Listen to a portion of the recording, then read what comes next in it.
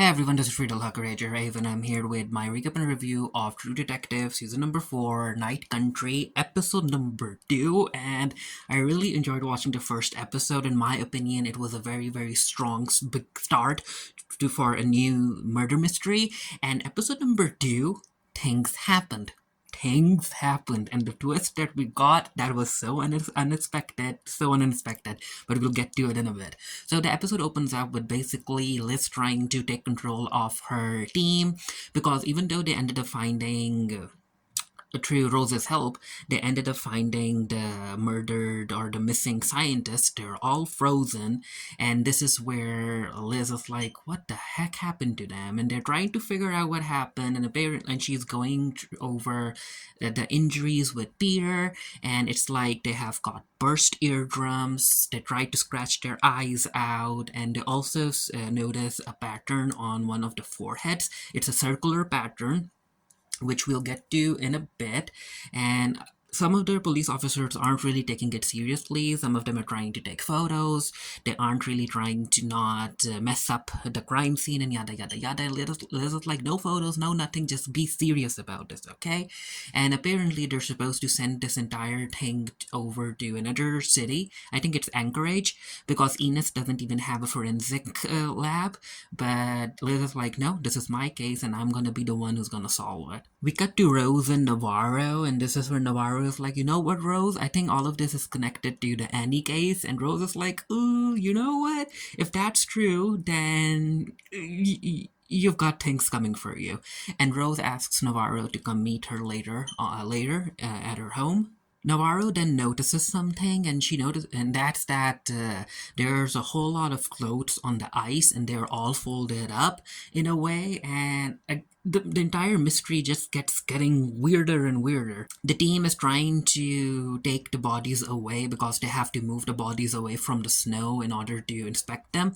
And as they're moving away, one of the guards he ends up slicing the limb of one of the scientists, and that scientist like yells out in pain, and I'm like, what the heck? We're at the local school, and Liz is talking to one of her nurses on the phone. She wants to talk to the dude, but yeah, it's looking bad for him. They also have to amputate one of his legs, and he's in an induced coma. So it's gonna be some time before before Liz can get to him. She walks into the geography class and she just asks everyone to leave. The kids have the day off and the teacher isn't happy about it. But yeah, there's history between the teacher and Liz. Apparently they hooked up. And this is where Liz is like, you know what? I'm not here for that, but I'm here for questions, and I need you to tell me what the scientists over at Salah were up to. Rose ends up talking to Navarro about how she sees Travis, and from what I can understand, his name is Travis, right? The guy who ended up taking Rose to the dead bodies. But yeah, it turns out that Travis had leukemia and he didn't want cancer to get to him, so I guess one day he just decided to walk into the snow and die, and Navarro's the one who ended up finding him, and Rose knows that Travis is dead, but she could see his ghost, I guess. And Navarro believes in all of that stuff too, and which kind of makes sense. I mean, people do see things, or they believe that they see things. And then the conversation kind of changes to Navarro bringing up her sister Julia, and how Julia seems to be seeing ghosts as well, and she's apparently seeing the ghost of their dead mom and stuff. And Rose is like, you know what, Navarro, I'm going to tell you something important. Don't confuse seeing spirits with actual mental illness. And I mean, that's a very important distinction to make. And Rose is like, you know what, from my understanding, I think that Julia actually needs help, actual professional help. And Navarro's like, no, I don't want to send her to, and I think it's a facility is called the Lighthouse. Apparently, Julia was admitted somewhere for, I guess, 4 years or something, and they hooked her up with medications and stuff, and it was bad for her, and Navarro doesn't want her sister to go through all of that again. Rose then tells Navarro that, you know what, I feel that the world is getting old, and it's coming apart at the seams, and whatever is happening, it's happening over in Enos. And she also tells Navarro that you need to realize that when the undead want to connect with you, you have to understand the difference between the undead just being bored and walking around, or some of the spirits want missing you and wanting to talk to you or tell you something, or some of the spirits want to take you with them. So it's important to know the difference there. The geography teacher ends up telling Liz that, as far as he knows, the work over at Solal dealt with trying to discover a microorganism which I guess holds the secret to life and all of that stuff. And apparently, the scientists wanted to decode its DNA and all of that in order to basically implement their findings in cancer research and stopping cellular degradation and all of that stuff. And Liz is like, but why was it taking so long? And the teacher is like, hey, they're not making hot dogs, Liz. These things, they take time, they take research, a lot of funding, and also if you think about it was never gonna work. In order to de-ice such a sample, the entire the thawing process, when it comes to cellular organisms, the thawing process itself was gonna destroy the organism at a cellular level, so you were never gonna be able to decode its DNA in order to actually use it. Navarro says goodbye to Rose, and as they're leaving, Navarro ends up mentioning the circle on the scientist's forehead, and Rose is like, yep, it's a circle. I am familiar with it. And apparently that thing is older than Enos, probably older than Earth or humanity. Navarro heads back to her police station, and the chief is there, and the chief is like, okay, Navarro, you did good work, however, we can't keep the evidence here, we need to send it to a forensic lab, which I'm gonna do. And Liz is like, no, you won't be doing that. And the chief is like, why are you trying to mess with me, Liz? And she's like, I'm not trying to mess with you, you're the one who sent me here as a quote-unquote promotion to handle stuff that happens in a secluded community during the dark months. So that's what I'm doing. And besides, we can't really move the evidence. And the chief is like, why? So Liz takes out a manual, and according to the manual, you have to thaw frozen stuff at a constant temperature of 38 degrees for like 48 hours. So yeah, the dead scientists, or the frozen scientists, they need to stay here for another 48 hours, and the chief is not happy. And he's like, okay, fine, do whatever you want, Liz. But again, where the heck are you gonna thaw them? So apparently, Liz is gonna be towing the scientists over at the ice rink, and she goes there. She meets up with Leah. Leah, I guess, is into ice hockey, and Leah also notices the girl that she's been hooking up with, and Liz notices that too, and she's not really happy about how Leah is handling the entire situation, but she doesn't have time to address that right now. We end up meeting this new character, a woman. I think she's the owner of the ice ring, and she's also connected to the mines. And we see Peter's dad walk across her, and she's like, you know what, Peter? You need to tell your son to give private lessons to my boys. It will be good for the community, and yada yada yada. So the woman isn't a fan of Liz, when you later find out that apparently Liz ended up hooking up with her husband. And I'm like, wow, Liz really is a free spirit, huh? But the woman is like, I think her name is Kate. I could be wrong. But yeah, the woman is like, okay, I know that you wouldn't be talking to me unless it's serious, so what's up? And this is where Liz is like, yeah, we need to use the ice rink for police activity and to thaw the scientists. And you need to say yes. Navarro walks in to talk to Liz, especially because of the circular's image and how it was also on Annie and yada yada yada. And she's like, Navarro's like, I know that this case is connected to Annie, so let's work together. It's like, nah, we aren't working together. We already again, there's history between these two, and Liz is not interested in working with Navarro. She wants to handle the situation herself. So she's like, no, Navarro, even though you want to help me with this case, and especially because it's connected to Annie, no can do, so just walk away. Leave my crime site. Navarro makes her way to Kavik's restaurant, and she ends up talking to Ryan, Annie's brother, and she's like, Ryan, do you have a minute? And she ends up showing him Clark's picture, and she's like, do you remember Annie mentioning him and whatnot? And Ryan is like, no.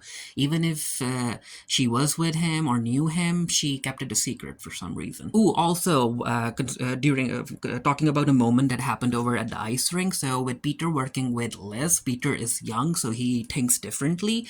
So they're trying to to get into the cell phones of the scientist, and Peter has the idea of using the scientist's face because the scientist is right there, right? Even though the face is frozen, it still works to unlock his phone. A fight breaks up inside the bar because, again, the local people are not happy with the people who work at the mine. Apparently, the mine has been poisoning water and I think giving people cancer and yada yada yada.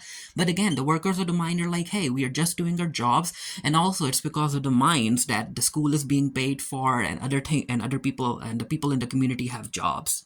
We get this very, very enjoyable scene between Liz and Peter, which basically serves as a teaching moment for Peter because Liz, when she is trying to uncover murder mysteries, she's always about asking the right questions. So she's like, Peter, start asking the right questions. And Peter goes over a list of questions that he has about who ended up making the scientists run away, were they scared, and if they were scared, what's so scary that grown men just run out into the snow half naked and all of that stuff.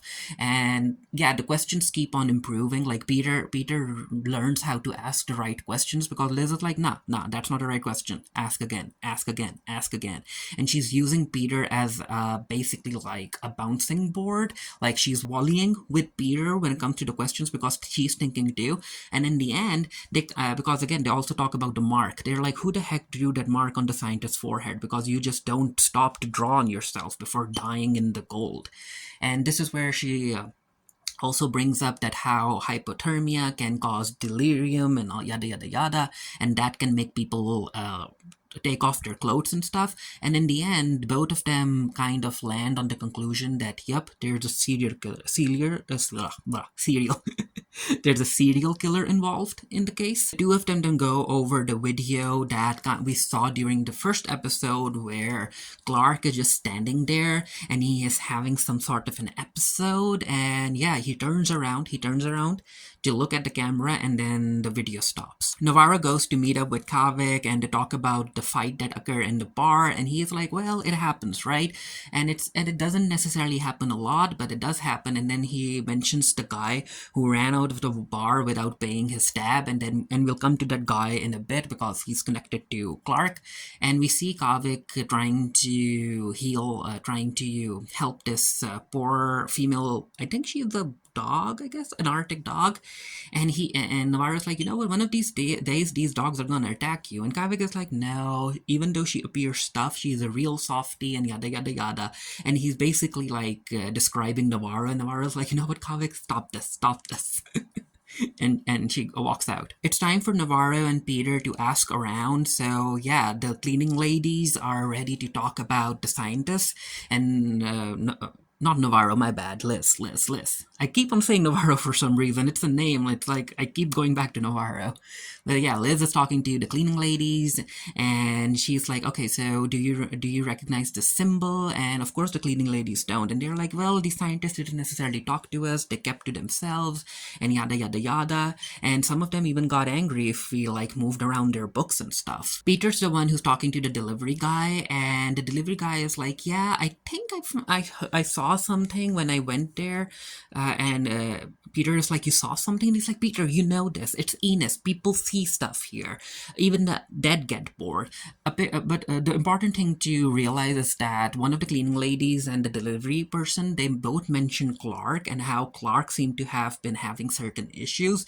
And that one day even the delivery man saw Clark just hanging around in the facility all naked. And Liz, who's talking to one of the cleaning ladies, she's like, okay, so how did the other scientists deal with him?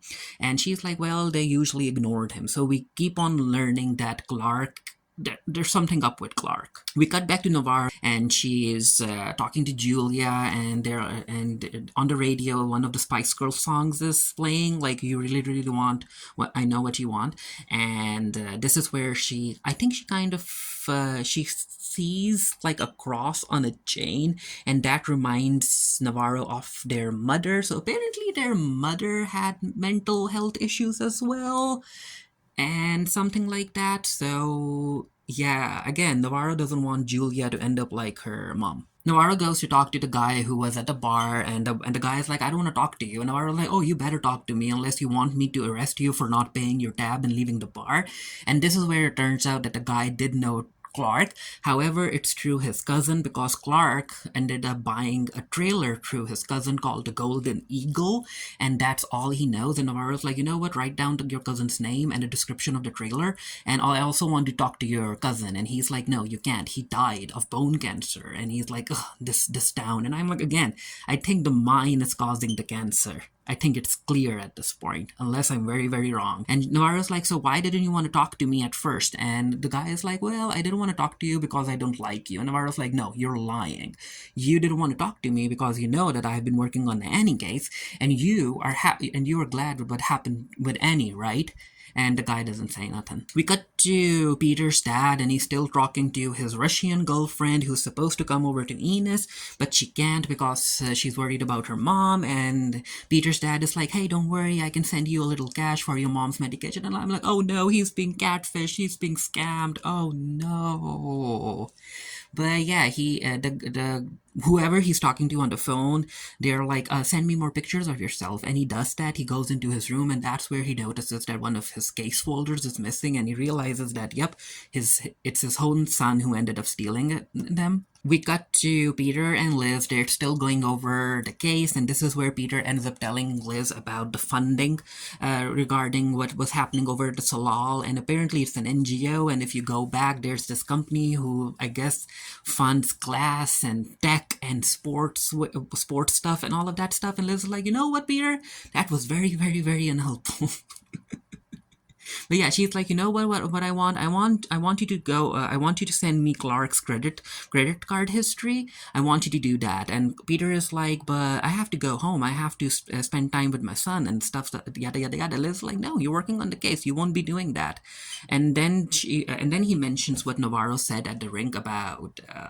He's like, what happened between you and Navarro? And Liz doesn't say nothing. And he's like, what was Navarro saying about you disappointing me, or me being a disappointment to you? And Liz is like, it's nothing. And I'm like, oh, it is something. I want to know. Of course, Peter's girlfriend isn't happy about him not being able to come back home, especially when she's talking to Peter in the bar, and Liz just walked in, and she's the reason that Peter can't come home. I'm like, wow, Liz does not care. Liz walks into the kitchen where Leah is sitting with one of the elders, and it turns out that the elders ended up giving her one of their tribal tattoos, and the elder is like, don't worry about it, it's just temporary marker, it will come off. And Liz is not happy about that at all. She's like, Leah, get it off, and yada yada yada. And Peter's girlfriend walks in, and she's like, what's the big deal? She's 17, she's trying to learn more about her heritage, let her. And Liz is like, no. And Peter's girlfriend is like, well, you know what, you need to leave. And again, Liz is, for some reason, isn't into Leah learning more about her heritage or something, because I guess she feels that that's gonna lead her to danger because of the racism that's happening in Enos. I'm not really sure. Navarro is spending time with her sister. They're shopping at one of those convenience stores, and yeah, the things there are expensive, which makes sense because like biscuits and chips and Oreos and other branded stuff, they need to be transported all the way to Enos, and of course that's gonna increase the prices. And Julia is like, remind me why we're here again, and Navarro's like, it's because of the amazing benefits that come with the job. And I'm like, yeah, sure. But yeah, again, Navarro tries to encourage her sister to seek professional help, but she's still hesitant about it. We cut to Leah. She's in her room. I think she's trying to I think she's about to wipe off the tattoo, but thinks against it. And then she gets a text from her girlfriend, and the girlfriend is like, hey, I'm at the shop, come meet me. And Leah tries to leave her room, but Liz calls her down to set up the Christmas tree, and Leah's like, no, I'm in my room, do it yourself. And then Leah decides to leave the house through her window, and I'm like, wow, Liz, wow, you've got somewhat of a rebellious teenager living with you. You should be checking their room. But hey, plot convenience, I guess. We get a flashback where Liz remembers her young boy, and again, it's an eye thing. There's something up with the eye stuff. Like, eyes are getting injured. Even in the previous episode, we saw the polar bear that Navarro ended up seeing, his eye was damaged. So I'm like, what the heck is up with the eyes? What's happening here? And Liz ends up getting this flashback because as she's going through the decorations for the Christmas tree, she sees a stuffed polar bear, which I think belonged to the kid. And I'm like, ooh, what's happening here? I need to know. I need to know. But hey, the good thing is that this season is only like 6 episodes long, so we should be getting our answers soon enough. Peter is at this rink, keeping an eye on the toying scientist, and this is where his dad comes in, and he basically slaps Peter right in the face, and he's like, no, you don't get to steal from your own father, your parent. Even your mom didn't do that before she left. And I'm like, ooh, okay, okay. So I guess she stole. She was into stealing stuff, I guess. But then again, she left, and I'm like, dude, if you're so worried about stealing, worry about the so-called girlfriend who's like trying scamming money out of you. But anyway, Peter's dad leaves after telling Peter that blood is blood. Okay, remember that Liz is not your family. We get a scene where Liz decides to go to her chief to go to the house where the chief is staying at, and it turns out that they're into hooking up on again and off again, and they hook up again, and I guess they have been doing this for like 19 years now on the side, and I'm like, wow. And Liz is like, this is the last time we're doing this. And he's like, yeah, we keep on saying that, but we never stop. And then after they hooked up, the conversation turns towards the investigation and the crime scene and yada, yada, yada. And the chief is like, why are you doing this just to annoy me, Liz? And Liz is like, no, I need to do this. This is important to me. I need to figure this out.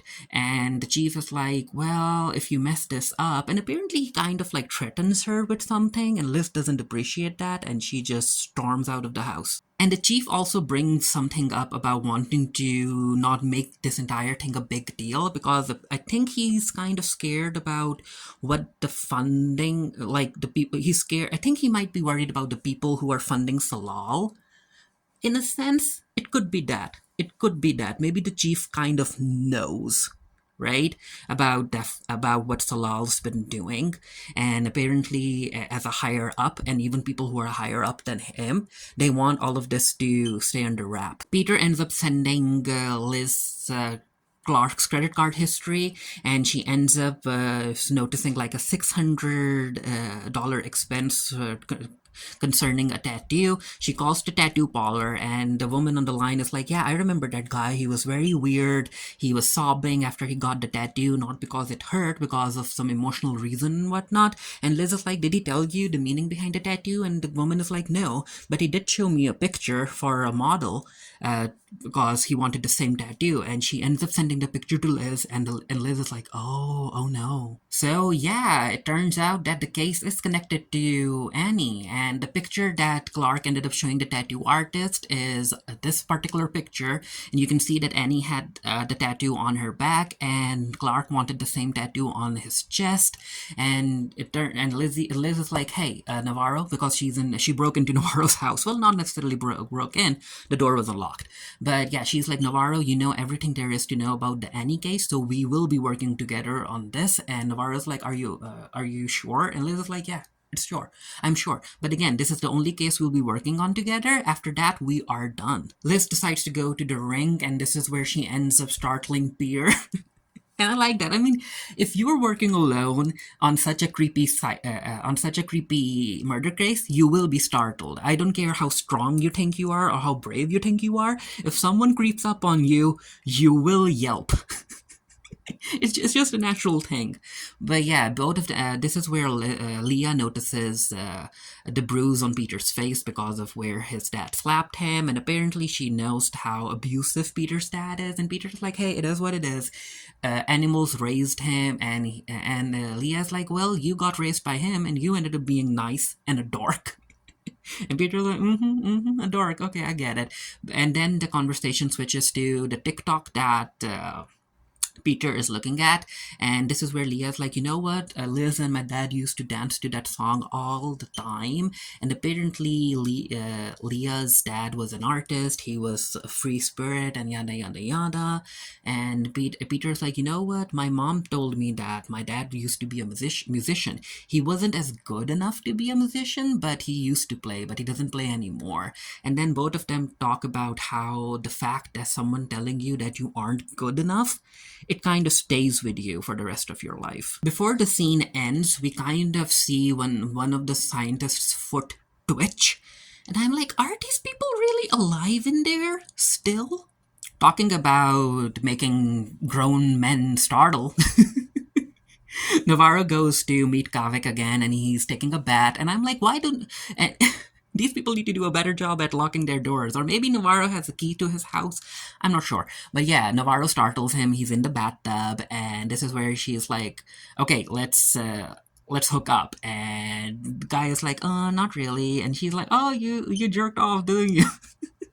He's like, "Yeah." And he's like, let's just talk. Let's just talk, Navarro. Kavik ends up making Navarro some pancakes, and they're having a conversation. And this is where Navarro's like, you know what? The fact that Annie was hooking up with Clark, and no one knew about it, I'm not really sure what to make of it, especially because Annie didn't even tell me, and yada yada yada.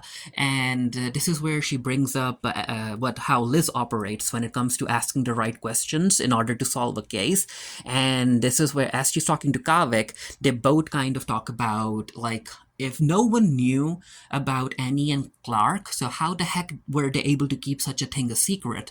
And this is where it clicks for Navarro. She's like, oh, the trailer. I need to go find the trailer. And apparently, after talking to Kavik, she figured out that if you want to keep a trailer secret, it needs to be in an area called Nook. So Navarro's like, yeah, I'm going right there. And I'm like, Navarro, take the pancakes with you. Liz is going over the files, and she's like, talk to me, Raymond Clark. And as she's going through the files, she ends up seeing these scribblings. I think they're by Clark, and Clark is basically like, he's being an emotional mess. He's seeing stuff. I guess he's seeing Annie. I could be wrong. And apparently, because it turns out, yeah, I forgot to mention that when Liz went back to talk to Annie at her talk to Navarro at her house, Liz mentioned that the tongue they ended up finding in the facility, it was Annie's tongue. After finding the trailer, Navarro ends up calling Liz to check it out, and of course Liz comes over and they go into the trailer. It's like a very, very creepy trailer in a sense. They're like these voodoo dolls. There's also, I guess, this giant voodoo doll on the bed. They also notice a circle on the ceiling. Like, a lot's happening here. They even find Annie's phone inside the trailer. Peter ends up calling Liz, and he's like, you need to hurry up back here. And Annie and Navarro and Liz go back to the rink, and this is where Peter's like, well, we counted the scientists, and we're missing one.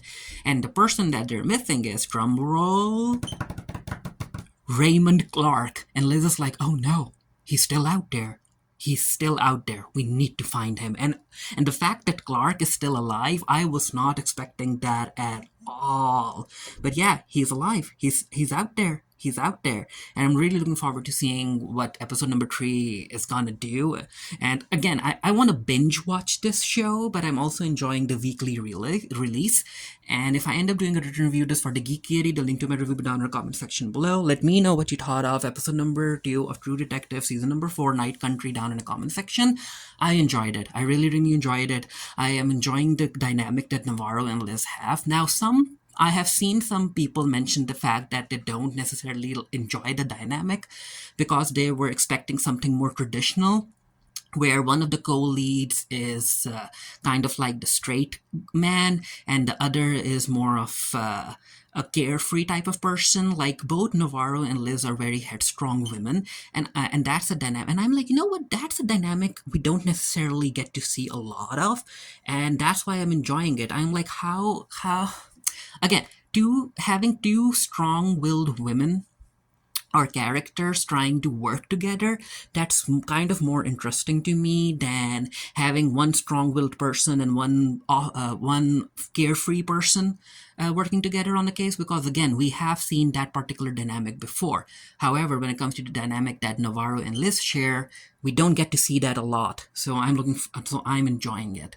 But yeah, let me know what you thought of the episode down in the comment section below. And until next time, stay happy, stay safe, stay blessed. See you guys later. Bye.